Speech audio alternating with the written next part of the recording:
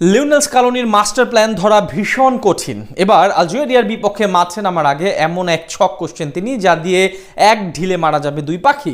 টুর্নামেন্টের আগে ইনজুরি সমস্যা পূরণ করে গোপনে অসাধারণ এক পরিকল্পনা সাজিয়ে ফেলেছেন আর্জেন্টাইন বস। এবার বিশ্বকাপে সেই কৌশল দিয়ে করবেন বাজিমাত। ইন্টারন্যাশনাল ফুটবল চিন্তা করলে গেল ৫ বছরে বিশ্বের সবচেয়ে সফল কোচ লিওনেল স্কেলোনি। ধ্বংসস্তূপে থাকা আর্জেন্টিনা দলকে টেনে এনে বিশ্বসেরা দলে পরিণত করেছেন তিনি।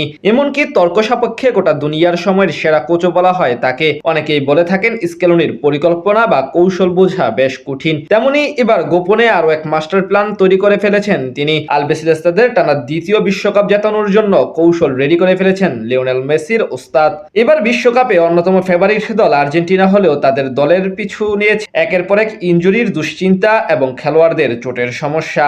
দলের একাধিক মেইন খেলোয়াড় ইনজুরির সাথে লড়াই করছেন। চূড়ান্ত দল তৈরি করার পরেও তাগলিয়াফিকোর অনাকাঙ্ক্ষিত চোট নতুন করে ভাবিয়ে তুলেছে স্কেলোনিকে। সব পরিকল্পনায় বলা চলে জল ঢেলে দিয়েছে এই সমস্যা। তবে আশার কথা হলো স্কেলোনি এত কাঁচা মাথা নিয়ে কাজ করেন না, সাথে সাথে বিকল্প সমাধান তৈরি করে ফেলেছেন তিনি। আলজেরিয়ার বিপক্ষে ম্যাচের আগেই সব বন্দোবস্ত করে ফেলেছেন এই মাস্টার মাইন্ড। বিশ্বকাপের প্রথম ম্যাচে জয় পেতে গোপনে নিজের ছক কষে ফেলেছেন স্কেলোনি। বিশ্বকাপের শুরু থেকে ইনজুরির ভুগছিল আর্জেন্টিনা। ডিফেন্ডার লিওনার্দো বালের্দি ইনজুরির কারণে ছিটকে গিয়েছেন আগেই। এখন তাগলিয়াফিকো পড়লেন নতুন ইনজুরিতে।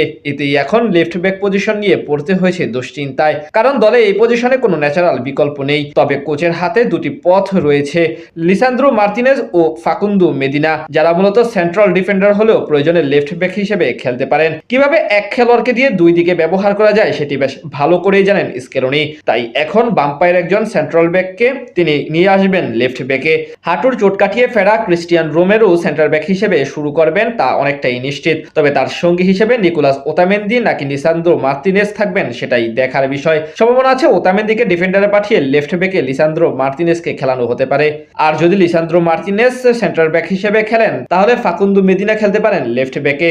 এছাড়া গুঞ্জন আছে আলজেরিয়ার বিপক্ষে নিজেদের ক্লাসিক ফরমেশন ৪-২-৩-১ বা ৪-৪-২ এ ফিরে যেতে পারেন তিনি। সেখানে হুলিয়ান আলভারেস নাকি লাউতারো মার্টিনেজ কাকে খেলাবেন মেসির সাথে সেন্ট্রাল ফরওয়ার্ড হিসেবে সেটা আবার নতুন প্রশ্ন। শেষ দুই প্রস্তুতি ম্যাচে গোড়ালি চোটের কারণে সাইড বেঞ্চে ছিলেন আলভারেস, তাই সেখানে আলজেরিয়ার বিপক্ষে প্রথম ম্যাচের একাদশেই তাকে ডাকা নাও হতে পারে। সেখানে লাউতারোকে ডাকতে পারেন স্কেলোনি।